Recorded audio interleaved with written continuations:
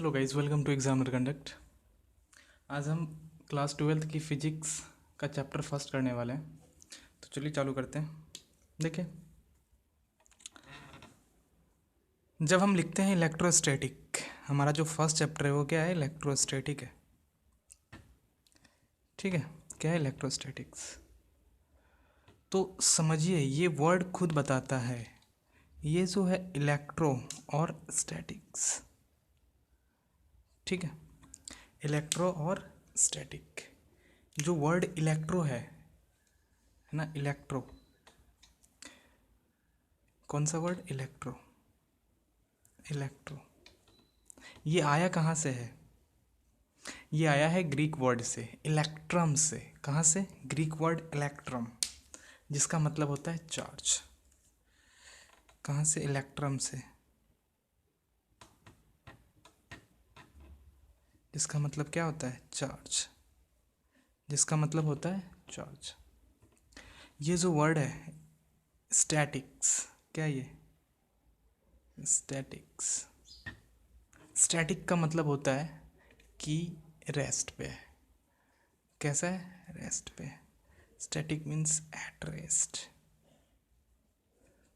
Clear है? समझिए, तो इलेक्ट्रोस्टैटिक का मतलब होता है कि चार्ज रेस्ट पे है, चार्ज एट रेस्ट। तो हम इलेक्ट्रोस्टैटिक को अगर डिफाइन करना चाहें तो हम दो तरीके से डिफाइन करते हैं। एक तो छोटे एक लाइन लिख देंगे इलेक्ट्रोस्टैटिक के बारे में। एक लाइन में electrostatic, electrostatics deals with study of effect, study of effects, study of effects shown by arrest charge, arrest charges। ठीक है, यानी इलेक्ट्रोस्टैटिक डील करता है स्टडी ऑफ इफेक्ट, है ना। हम स्टडी करते हैं कि चार्ज का जब रेस्ट पे होता है तो उसका कैसा कैसा इफेक्ट होता है। यही हम पढ़ेंगे इस चैप्टर में, इलेक्ट्रोस्टैटिक्स में। अगर थोड़ा अच्छे से डिफाइन करना चाहें, थोड़ा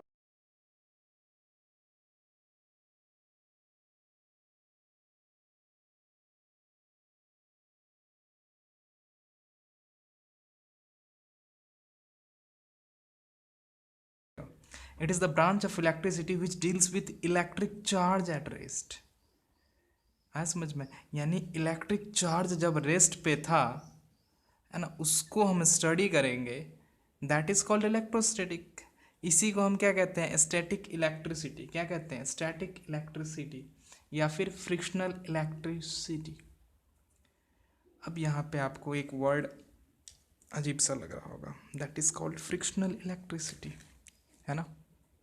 तो हम इलेबोरेट कर रहे हैं फ्रिक्शनल इलेक्ट्रिसिटी। यहाँ पे फ्रिक्शनल इलेक्ट्रिसिटी,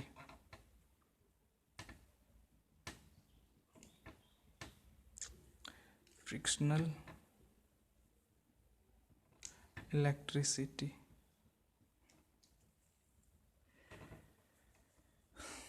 फ्रिक्शनल इलेक्ट्रिसिटी में लिखेंगे इट इज द इलेक्ट्रिसिटी,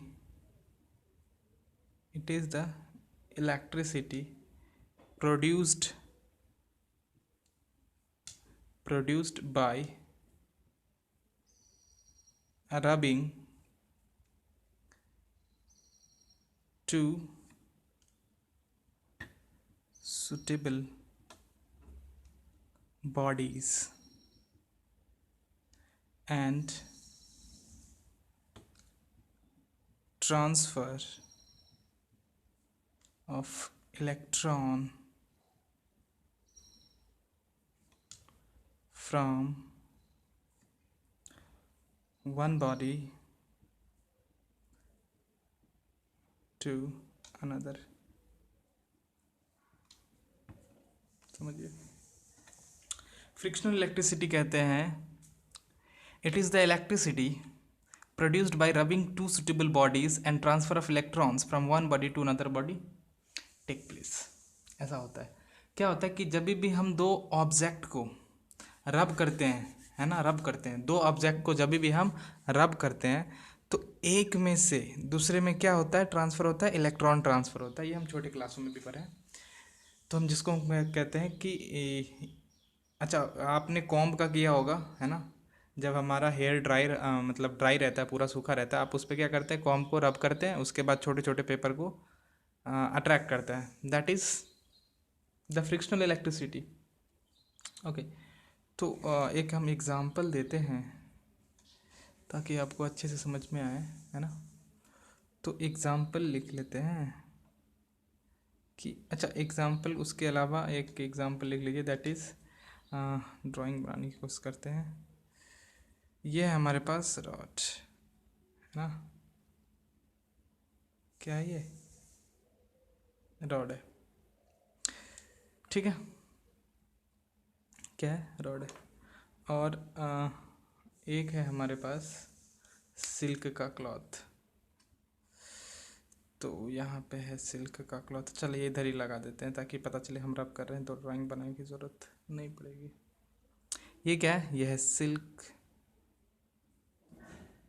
ये क्या है, ये है ग्लास रॉड, ठीक है, ग्लास रॉड हमने लिया है। तो जब आप सिल्क के साथ, किसके साथ, सिल्क के साथ ग्लास रॉड को रब करेंगे, क्या करेंगे, रब करेंगे, तो होगा क्या, इलेक्ट्रॉन का ट्रांसफ़र होगा, होगा ना। तो जो ग्लास है, ग्लास ग्लास रॉड, उसके जो इलेक्ट्रॉन्स हैं वो लूजली बाउंडेड होते हैं। कैसे बाउंडेड होते हैं, लूजली बाउंडेड होते हैं। तो जब आप रब करेंगे तो इसके इलेक्ट्रॉन ईजिली इसमें चले जाएंगे, आया समझ में। तो होता है क्या, समझिए इस चीज़ को, अगर हम इसके अंदर की बात करें, पूरे अंदर डीपली कॉन्सेप्ट, तो हर एक बॉडी पे न्यूट्रल चार्ज होता है, जब कोई चार्ज नहीं होता है तो न्यूट्रल होता है। यानी जब ग्लास ट्यूब हमने स्टार्टिंग में लिया था उस टाइम में वो कैसा होगा, न्यूट्रल होगा। यानी न्यूट्रल होगा मतलब जितना पॉजिटिव चार्ज होगा उतना नेगेटिव चार्ज होगा, तभी न्यूट्रल होगा। ओके, तो आपने क्या किया, इसमें से एक इलेक्ट्रॉन आपने भेज दिया किसको, सिल्क को, किसको भेज दिया, सिल्क को।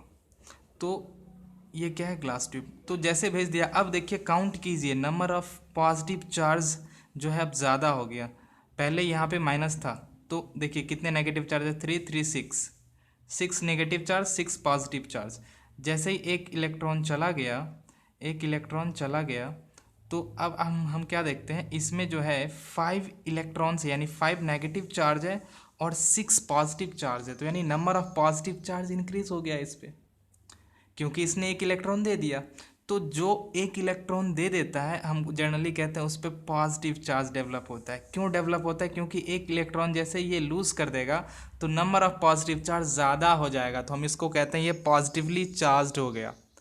अगर हम सिल्क की बात करते हैं तो सिल्क को हम ले लेते हैं, सिल्क में भी देखिए क्या होगा, अगर हम इसके एक छोटे से पास्ट पार्ट को हम स्टडी कर रहे हैं, समझिए, तो इसमें भी क्या था, ये पहले ये भी न्यूट्रल था, कोई चार्ज नहीं था इस पर, positive negative positive negative positive negative positive negative, ठीक है। अब क्या हुआ, एक और आ गया नेगेटिव चार्ज, क्या आ गया, नेगेटिव चार्ज, ले लीजिए यहाँ पे आ गया। तो जब ये आ गया नेगेटिव चार्ज, तो अब number of negative charge increase हो गया, पहले कितने थे, 6 नेगेटिव चार्ज थे, 6 पॉजिटिव चार्ज थे, अब कितने हो गए, 6 positive charge and 4 + 3 7 negative charge. तो नेगेटिव चार्ज ज़्यादा हो गया, इसलिए ये क्या हो गया, नेगेटिवली चार्ज हो गया। आई होप कि आपको समझ में आ रहा हो, ठीक है, okay.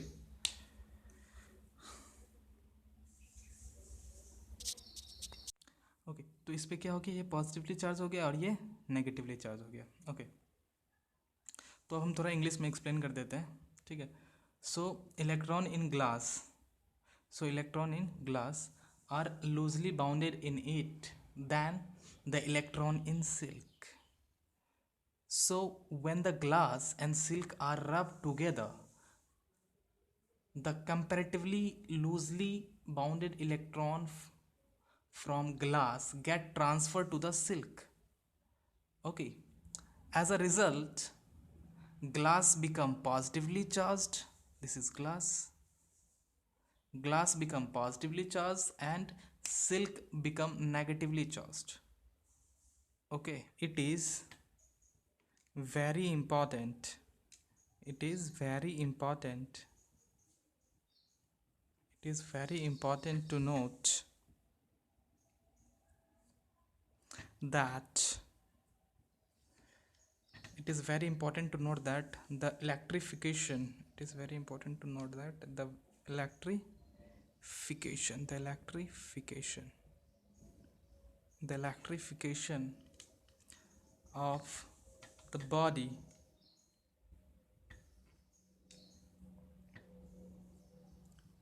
whether, okay right,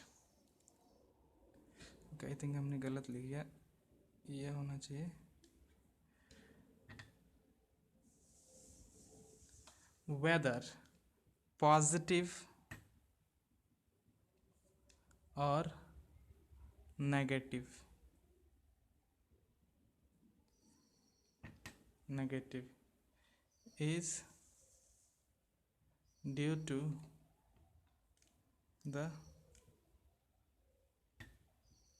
to the transfer of electrons from one body to another. Okay समझिए, एक क्वेश्चन आता है इलेक्ट्रिफिकेशन, व्हाट इज इलेक्ट्रिफिकेशन, इस टाइप के क्वेश्चन बनते हैं. तो electrification is a process in which electron transfer is take place from one body to another. Electrification का मतलब ये होता है कि इलेक्ट्रॉन का ट्रांसफर हुआ है एक बॉडी से अनदर. कोई फर्क नहीं पड़ता कि वो पॉजिटिव चार्ज मतलब उस बॉडी पे हुआ है या नेगेटिव चार्ज हुआ है समझ में. जब हमने ग्लास और सिल्क यानी ग्लास ट्यूब और सिल्क को रब किया था तो ग्लास ट्यूब पे क्या आया था, पॉजिटिव चार्ज आया था, क्योंकि इस पे इलेक्ट्रॉन इसमें ट्रांसफर किया. तो इलेक्ट्रिफिकेशन इसका भी हुआ इसका भी हुआ, दोनों का हुआ इलेक्ट्रिफिकेशन. आया समझ में. Yes, it is very important to note that electrification of the body whether positive or negative charge is due to transfer of electrons. ये दोनों हो रहा है क्यों, ट्रांसफर ऑफ इलेक्ट्रॉन के वजह से एक बॉडी से अनदर, एक बॉडी से दूसरे बॉडी में. ओके समझिए, इससे पहले हमें चार्ज डिफाइन करना है. इसके बाद समझिए चार्ज क्या होता है. हम किसकी बात कर रहे हैं, चार्ज की. Charge the total deficiency, the total deficiency or excess of electron in a body is called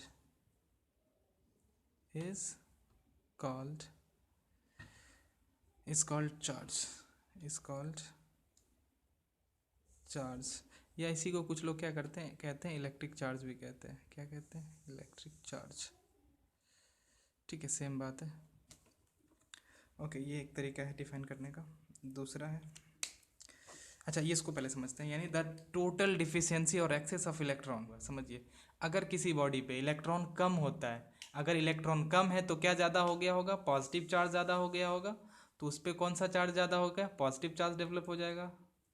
electron की कमी है, डिफिशियंसी है, तो उस पर कौन सा चार्ज होगा, पॉजिटिव चार्ज एक्टिव होगा, यानी पॉजिटिव चार्ज डेवलप होगा. अगर इलेक्ट्रॉन एक्सेस है, ज़्यादा है, अगर इलेक्ट्रॉन ज़्यादा है तो उस पर नेगेटिव चार्ज हो जाएगा. क्लियर है. तो हमने चार्ज बताया ना, या तो पॉजिटिव होगा या तो नेगेटिव होगा. अगर दोनों बराबर हो जाता तो न्यूट्रल चार्ज होता. तो चार्ज क्या होता है, या तो डिफिशियंसी होगा या तो एक्सेस होगा इलेक्ट्रॉन का, तभी जाके उस बॉडी पे चार्ज डेवलप होगा. ओके, अनदर वे है चार्ज को डिफाइन करने का. Charge is the property of material according to which materials show according to which material so electric and magnetic effect, electric and magnetic effect, यानी charge जो है property of material है जिसके according material जो है show करता है electric and magnetic effect according to, ये तो हो गया चार्ज हो गया, according to Benjamin Franklin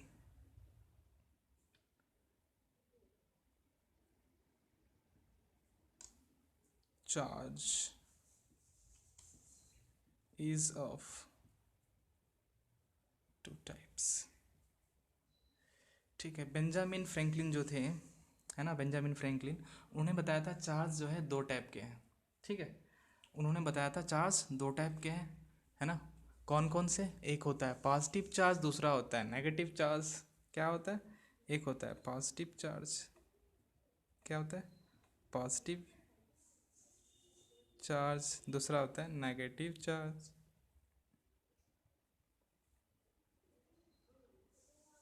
positive charge, negative charge. हम बात करते हैं पॉजिटिव चार्ज। पॉजिटिव चार्ज मतलब deficiency of electron. Positive charge मतलब deficiency of electrons, deficiency of electrons. ये नेगेटिव चार्ज है मतलब एक्सेसिवनेस ऑफ इलेक्ट्रॉन, थोड़ा अच्छा लगता है ना, या एक्सेस ऑफ इलेक्ट्रॉन सेम बात है। यानी पॉजिटिव चार्ज कब होगा? पॉजिटिव चार्ज कब होगा? अगर कोई बॉडी पे मैंने ऑलरेडी बता दिया है, ये कोई दो बॉडी है, ठीक है, अगर इसमें इलेक्ट्रॉन कम है, पहले तो ये न्यूट्रल था, क्या था? न्यूट्रल था।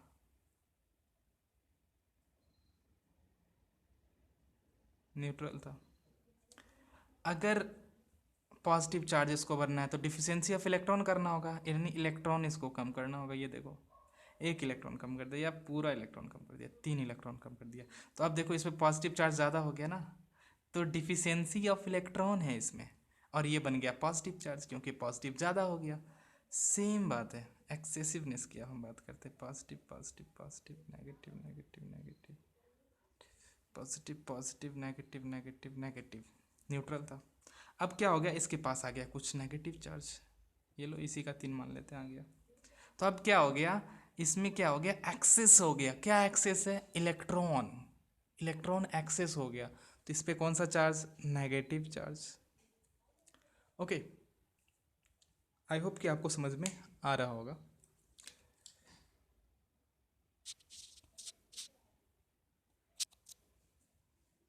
ओके, तो इन अ प्रोसेस ऑफ, एक पॉइंट यहाँ पे और बनता है, that is in a process of charging, same बात है, इलेक्ट्रिफिकेशन की हम बात कर रहे हैं एक तरह से। In process of charging transfer of electron is involved, यानी जब भी हम चार्जिंग की बात करेंगे तो ट्रांसफर ऑफ इलेक्ट्रॉन इन्वॉल्व होगा ही।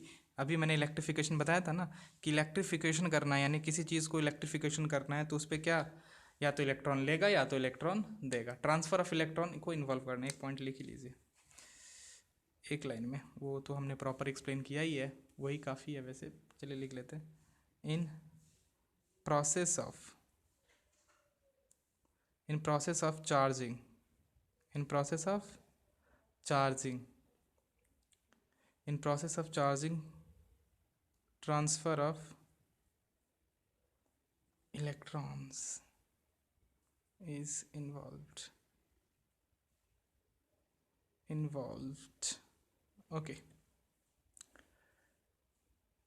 हम मान लेते हैं हमारे पास कोई एक बॉडी है, न्यूट्रल बॉडी है, ठीक है, तो इस बॉडी का मास m ओ है या 0, जो से भी समझिए, वो है, न्यूट्रल है। अगर कोई न्यूट्रल बॉडी है और इसमें से हम क्या करते हैं, इलेक्ट्रॉन्स को निकाल लेते हैं, removal of electrons, removal of electrons, यानी हम इलेक्ट्रॉन्स को निकाल लेते हैं। तो हमारे पास जो बॉडी बनेगा मतलब एक न्यूट्रल बॉडी था, उसमें से हमने इलेक्ट्रॉन्स को निकाल लिया। तो अब जो बॉडी है जिस पे क्या होगा, पॉजिटिव चार्ज होगा, क्योंकि हमने इलेक्ट्रॉन निकाल लिया है। ठीक है, तो हम मान लेते हैं अब जो इसका मास हो गया, mass of P, positive charge. ठीक है, अब एक और लेते हैं जिसमें हम क्या करते हैं, एडिशन ऑफ इलेक्ट्रॉन हो रहा है, एडिशन ऑफ इलेक्ट्रॉन्स। तो क्या होगा इसमें होगा कि इसमें नेगेटिव चार्ज ज़्यादा होगा, नेगेटिव चार्ज कहते हैं ना, इसका मास mn। तो समझिए, जब आप एक न्यूट्रल बॉडी में इलेक्ट्रॉन्स निकाल लेते हैं तो उसका मास क्या हो जाएगा, कम हो जाएगा। क्या हो जाएगा, कम हो जाएगा। यानी यहाँ पे एक नोट करने वाली पॉइंट क्या है कि मास ऑफ पॉजिटिवली चार्ज जो ऑब्जेक्ट है P, वो जो होगा लेस देन मास ऑफ जो न्यूट्रल बॉडी था उसके। यहाँ पे क्या होगा, mass of negative charge body वो ज़्यादा होगा मास ऑफ न्यूट्रल बॉडी के। ऐसा क्यों हो रहा है समझिए, चार्जलेस मास जो है पॉसिबल है, यानी ऐसा मास पॉसिबल है जिसपे चार्ज ना हो। यस, न्यूट्रल बॉडी है जिसका मास m0 है, बट चार्ज क्या है, ज़ीरो है। यानी चार्जलेस मास पॉसिबल है, लेकिन मासलेस चार्ज जो है पॉसिबल नहीं है। यानी ऐसा कोई चार्ज नहीं है जिसका मास कुछ ना कुछ हो। हर एक चार्ज का, पॉजिटिव चार्ज हो नेगेटिव चार्ज हो, दोनों का कुछ ना कुछ मास होता है। ठीक है, तो यहाँ पे एक पॉइंट मैं लिख रहा हूँ, उसको आपको नोट पॉइंट में ज़रूरी है याद रखना। As chargeless mass is possible but massless charge is not possible, ठीक है। so in process of